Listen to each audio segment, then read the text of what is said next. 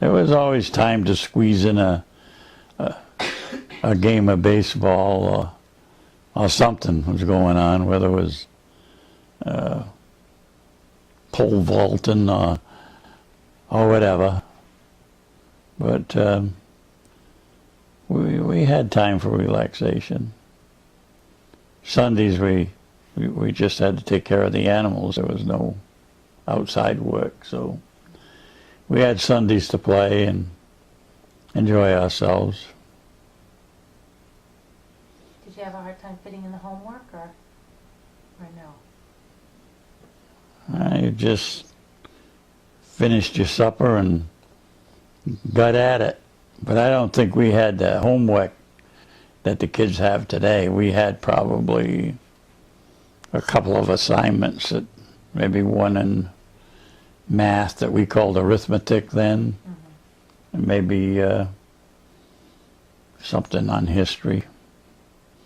But there wasn't many subjects we had homework on. When I see what the kids bring home today, I'm glad I'm an old man. I know, right, Ed? He's nodding yes. You guys must have as much to do at home as you do in school. Some nights it's just about as much, yeah. Some nights it's more. Anything? Francis, anything we've forgotten that you thought of as he was talking? I did when you talked about going along, and because you had to walk to school too. I had to walk too. You used to have to walk down to the corner for your bus. In the wintertime, we started school in Rehoboth, but they never plowed the back road because it would snow in. So then he went to Seacon schools. Oh. They paid my tuition. Rehoboth paid my tuition in Seacon, so I was educated in Seacon schools. So why because did they pay your tuition to go to Seacon? because the school bus couldn't get down to pick me up. Oh, I get it. Okay. It was about 1.5 miles from Providence Street to our house. Okay. When I went to Rehoboth School from about September to February, and I missed most of the month of January because the bus couldn't get down to pick me up. My father used to drive all the way around through Seekonk to get to Rehoboth to take me to Pleasant Street School in Rehoboth, and he got kind of perturbed after a while. He says, I pay more taxes than anybody in the area, and I can't even get my kid picked up to go to school. So they had a big school board meeting and decided that they would pay my tuition and I would go to Seekonk, because the Seekonk bus came just a short distance from my house. Was there anybody else that lived near you that did Not that? on Wheaton Avenue. No. No.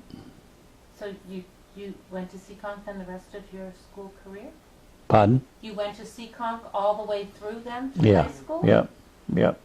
Wow. Well, Seekonk only went to 9th grade. Oh, okay.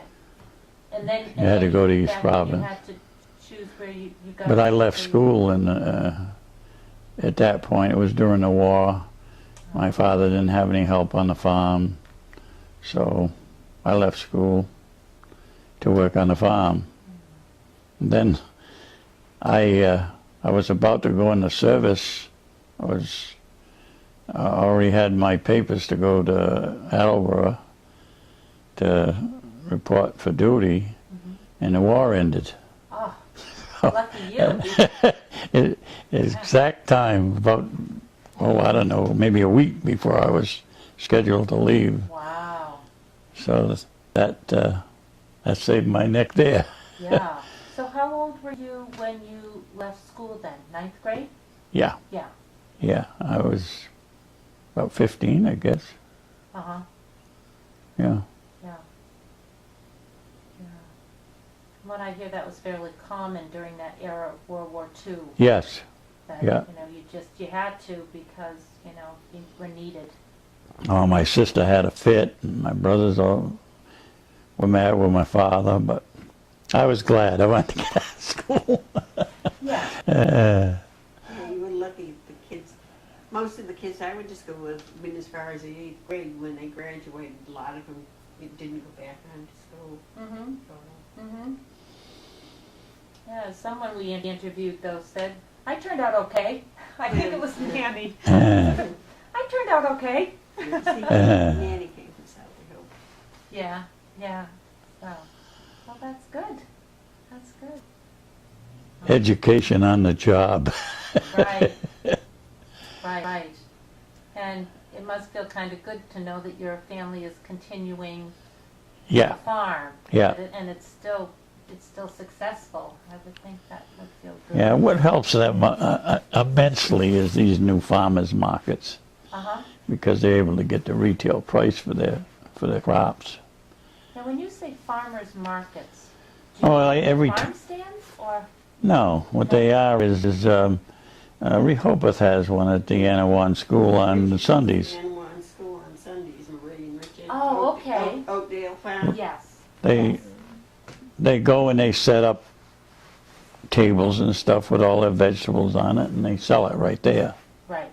And they go to Go to East. they got one in East Providence. They go one in Bristol is on Coast Drive. on Fridays, Colts Drive. Hot. The Haynes Park in Barrington. This one in She goes to a big one in Easton, Massachusetts. So does she go and stay there, or does she just bring it to someone else who's? No, they go there and they got the truck all set up with shelves with all the stuff on it, and then they got tables they slide out of the truck and they set up a display, and they stay there from probably, I think most of the farmers markets start around noon, and they finish up, maybe 4:30, 5 o'clock. So they have a different place, like every day where they go, Just about. and then so They cover a lot of them now. She goes to one in Easton. I say she, that's my daughter-in-law. But her granddaughter, which would be the 6th generation, she has a truck and she's got several places. She goes to a couple of them over in Providence, East Greenwich. They farm the Bridgham Farm, which is a land trust in East Providence. So that makes them eligible to go to farmers markets in Rhode Island because the crops are raised in Rhode Island. So they cover more farmers markets than most of the farmers in the area. But they keep adding another truck and another truck. They're up to 4 trucks now. Wow. But then they have to pick in the morning? Is that Yes. what you do? And then, Yeah. wow, you get fresh produce then. Oh yeah, it's pick Wow. that day, and that's why it's gone over so well. And they're very, very, very fussy. They pack the vegetables in ice and water. She's got these little, they look like old-fashioned bathtubs, but they're small. And she ices down the vegetables right in there, so they're about as crisp and fresh as you can get. And everything they grow is usually on that truck from you name it.